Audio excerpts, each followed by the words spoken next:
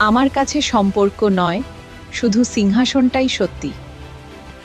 সিংহাসন দুর্বলদের জন্য নয়। একজন খোড়া মেয়ে, যাকে ছোটবেলা থেকেই সবাই অপমান করত, কিন্তু সেই মেয়ে একদিন হয়ে ওঠে এমন এক রানী যার ভয়ে কাঁপত পুরো কাশ্মীর। সে নিজের ক্ষমতা ধরে রাখতে নিজের নাতিকেও হত্যা করতে পিছুপা হয়নি। দশম শতকের কাশ্মীর, রাজনীতি, ষড়যন্ত্র আর রক্তের খেলা যেখানে ছিল প্রতিদিনের ঘটনা। সেই সময়েই জন্ম নেয় এক মেয়ে, দিদ্যা।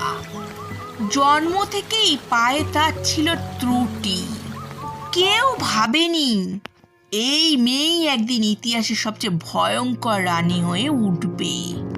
ছোটবেলা থেকেই দিদ্যাকে সবাই অবহেলা করত, তার শারীরিক দুর্বলতা নিয়ে উপহাস করত রাজ পরিবারেই। কিন্তু তারা জানতো না এই মেয়ের শরীর দুর্বল হলেও তার মস্তিষ্ক ছিল অসাধারণ তীক্ষ্ণ। সে চুপচাপ সবকিছু দেখতো আর শিখতো কিভাবে ক্ষমতা দখল করতে হয়। দিদ্যার বিয়ে হয় কাশ্মীরের রাজা খেমগুপ্তের সাথে। প্রথমে সে ছিল শুধু একজন রানী, কিন্তু ধীরে ধীরে রাজনীতি খেলায় সে হয়ে ওঠে আসল খেলোয়াড়। রাজা খেমগুপ্ত তার ওপর নির্ভর করতে শুরু করেন, আর দিদ্যা ধীরে ধীরে ক্ষমতা নিজের হাতে টেনে নেয়। রাজা খেমগুপ্ত মারা যাওয়ার পর সিংহাসনে বসেন তার ছোট ছেলে, কিন্তু আসল ক্ষমতা ছিল দিদ্যার হাতে। যারা তার বিরোধিতা করত তারা একে একে হারিয়ে যেতে লাগলো। কেউ রহস্যজনকভাবে মারা গেল, কেউ অদৃশ্য হয়ে গেল।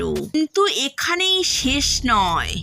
নিজের ক্ষমতা ধরে রাখতে দিদ্যা এমন কাজ করেছিল যা ইতিহাসে কালো দাগ হয়ে আছে।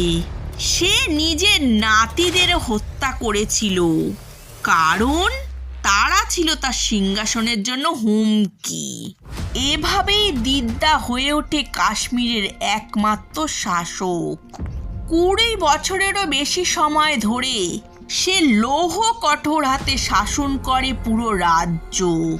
তার নাম শুনলেই সকলে ভয় পেত, কারণ তার কাছে ক্ষমতার চেয়ে বড় কিছু ছিল না। তবে শেষ বয়সে দিদ্যা ছিল একা, কিন্তু তার ক্ষমতা, তার নাম ইতিহাসে চিরকাল থেকে যায়। একজন খোড়া মেয়ে থেকে এক ভয়ঙ্কর রানী হয়ে ওঠার গল্প।